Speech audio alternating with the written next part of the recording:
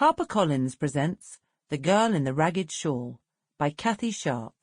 Read by Antonia Beamish. Chapter 1.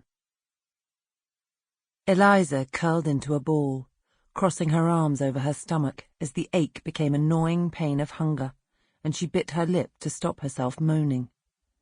It was 3 days since she'd eaten anything, and she'd drunk only a few sips of water that Ruth had risked a beating to bring her just after she was shut up in here. Since then, no one had come near. She was so cold that her fingers felt numb and her teeth were chattering. She believed she might die, locked in this dark cellar because of the mistress's spite. She'd been beaten and thrown in this terrible place without a blanket or a mattress to lie on, all because she had told Mistress Simpkins that she was a liar. "You wicked, evil child!" the incensed mistress of the workhouse had yelled at her. "How dare you say such a thing to me? How dare you speak to your betters in such a tone?" "You told us a lie." Eliza had stuck to her guns despite her fear. "Tommy Hills died because you beat him for falling over when he was working, but he was ill.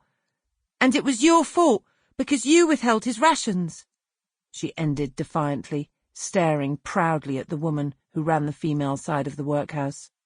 Tommy was not in Mistress Simpkins's ward, but she'd given him the task of clearing a pile of heavy wood intended for repairs to the roof. He'd suffered with a malady of the lungs, and had been coughing and gasping for breath when he staggered and fell, dropping an armful of the logs in front of the mistress. In a rage, Joan Simpkins had beaten the lad with the cane she carried at all times, striking him across his shoulders and arms until he'd collapsed into a heap on the ground at her feet.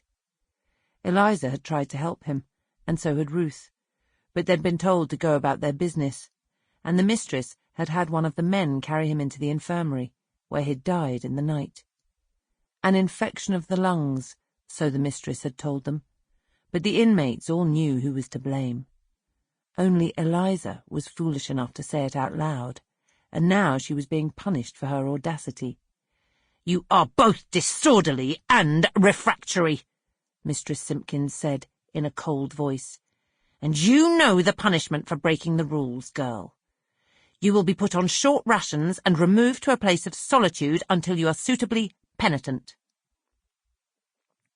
Eliza had stared at her defiantly, refusing to be cowed by the woman's cruel threats, and for that she received several hard blows across her face.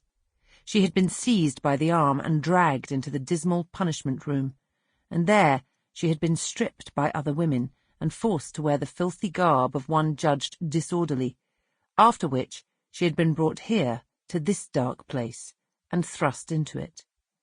"You are disobedient, a wicked, evil girl," the mistress had told her. "It would serve you right if I just left you there and forgot you." She couldn't do that. Ruth had told Eliza that the harsh rules of the workhouse allowed for the punishment she'd just been given, but surely the mistress could not leave her here to die.